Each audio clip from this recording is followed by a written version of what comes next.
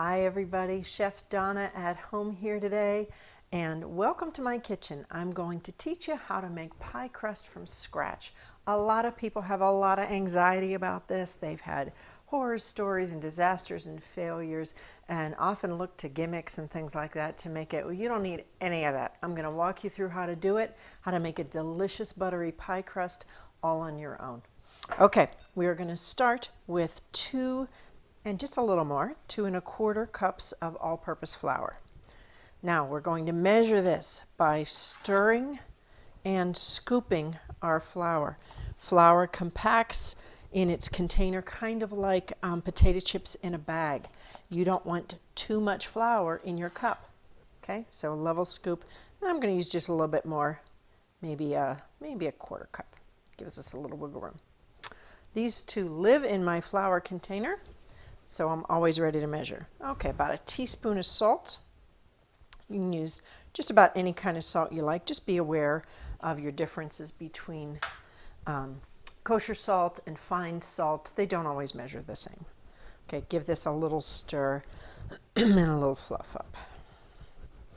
Bring those together. Okay, this is an all butter crust. I'll tell you in just a minute why I like this very much. 2 sticks, that is 1 cup, 8 ounces of all cold butter.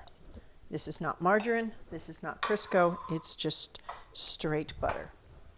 All right, I'm going to simply toss these till they're nicely coated. Okay, now we're going to cut in, which is a baking term, our butter into our flour. We can do that in a couple different ways. This is a pastry blender, and it's designed to simply just chop down through. And it works well if you do sort of a chop and a twist. Not my favorite method to use though, but I have used it numerous times. And this is why. It kind of gets a little gummed up, but if you like it, you go right ahead and do that. My favorite method is to just do it by hand. Takes a little bit of finger strength. But so this is what I'm doing in my bowl. Submerging my hand and kind of twisting and grappling around like that. So our point here is to make little lumps of butter within our flour. And what happens is that when your pie crust is cooking, so you have these lumps in there, and when they melt in butter, you have a water content that makes a little bit of steam, which makes a little tiny pocket, and then your flour will hold that pocket shape. The protein in the flour will hold that shape. Okay, and that is what gives you a flaky pie crust. You will not get this same result using Crisco or shortening. Those will produce a crumbly texture. It also gives you a very different mouthfeel. Crisco will coat the inside of your mouth. I'm not a fan. You can use a little bit of Crisco in here if you like. And just beware that today's Crisco is not grandma's Crisco. A number of years ago they changed the trans fats in there. But I prefer a 1-to-1 butter to fat ratio. Oh, excuse me, I'm sorry, a 2-to-1 flour to butter ratio. 2-to-1 flour to butter ratio, I got it. 2 cups of flour to 1 cup of butter. And like I said, you can extend that flour just a smidge. All right, we are almost there. So at this point, when I've got hunks of butter, like here's a hunk of butter, just give it a smear in your hand. Beautiful, that's exactly what we want. So now I just come through like this, and I can feel exactly what is there and what isn't. So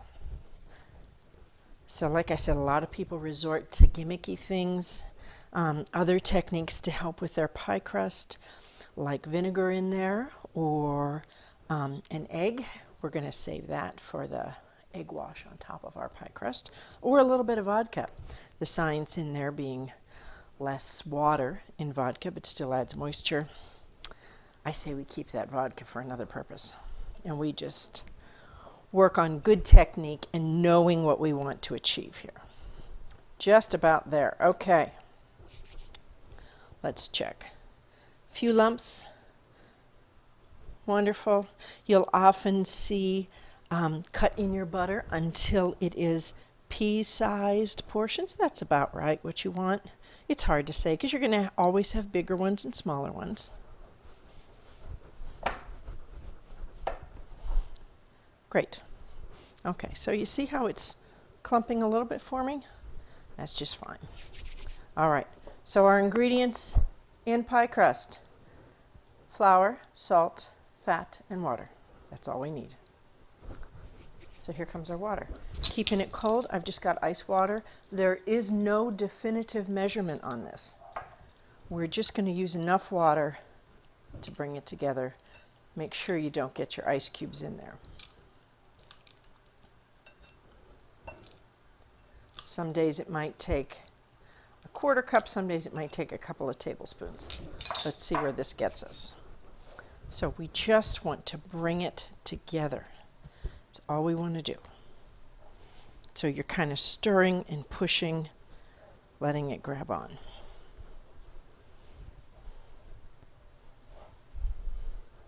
So what happens in flour, when it meets water, is gluten is formed.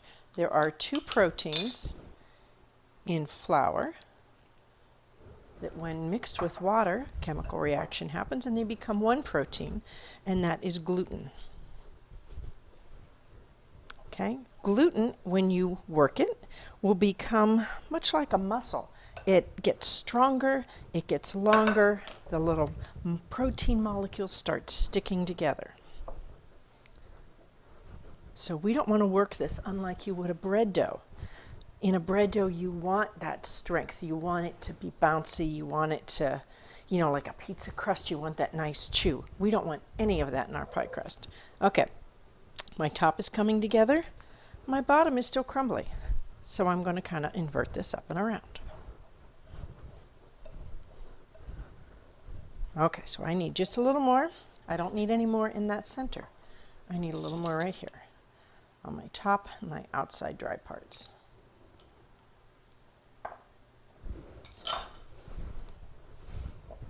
Excellent. Okay, our final product, we want it to be much like Play-Doh. We want it to be moist, but strong, not sticky, not coming back off on us too much. See how it's clearing the bowl? That's exactly what I want.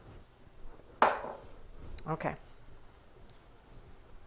I'm not kneading this like you would bread dough. I'm simply bringing it together, making sure that I don't have dry parts or super wet parts. Easier to work with a wet part than it is a dry one. Okay, move these guys over a little bit. All right, I'm just going to form this and then we can store it till we're ready to use. Just a little bit of flour there, just enough to get the job done. Okay, this is pastry for a double crust pie, meaning crust on the bottom, crust on the top, like an apple pie. The bottom crust generally takes a little bit more crust than the top crust does. So I'm going to do sort of kind of a 60-40 split here. Make one a little bit, just a little bit bigger. Okay. Okay, now you notice when I'm when I'm moving this around and pushing on it, it is not coming back up.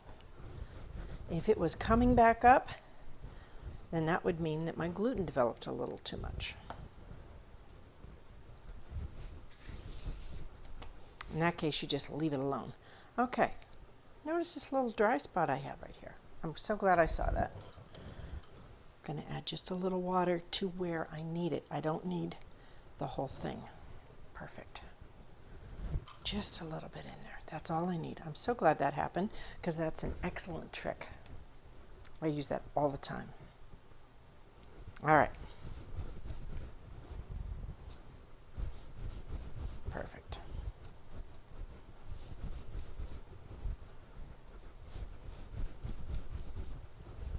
Now, the reason I'm doing this will make it much easier for us to roll out when we're getting ready to use it. So a little bit of saran wrap here. And I'm going to store this until I'm ready.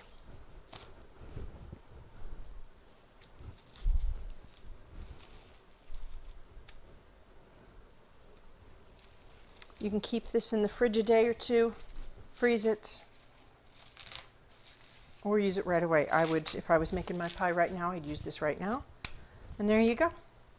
Homemade pie crust. Don't be afraid of it. Just follow a few simple steps and you can knock this right out and you'll have a far superior crust than what you can buy. You can find more information on this kind of stuff, learn more about your kitchen at chefdonnaathome.com, Facebook and Instagram. Thanks. Bye-bye.